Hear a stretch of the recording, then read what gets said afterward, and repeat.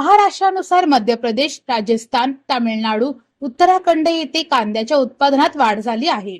या अतिरिक्त कांदा उत्पादनामुळे समस्या गंभीर बनली आहे. कांदा उत्पादकांना सुमारे 1400 कोटींचे वारंवार अनुदान देण्यापेक्षा प्रक्रिया उद्योग, निर्जलीकरण प्रकल्प व मूल्यवर्धनावर भर देऊन कायमची उपाययोजना करण्यासाठी सरकार अभ्यास करीत आहे. कांद्यावरील बाजार समिती शुल्क माफ करण्याचा निर्णय सरकारने घेतल्याची माहिती पणन मंत्री जयकुमार रावल यांनी विधान परिषदेत दिली. कांदा पीक दरात घसरण झाल्याबाबत विक्रम काळे, प्रवीण दरेकर, सतीश पाटील यांनी तारांकित प्रश्न विचारला होता.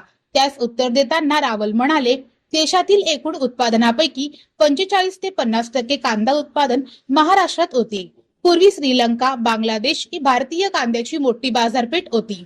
कांद्याच्या बियाणांच्या निर्यातीमुळे त्या देशातही उत्पादन वाढले आणि भारतीय कांद्याच्या निर्यातीवर मोठा परिणाम झाला आहे.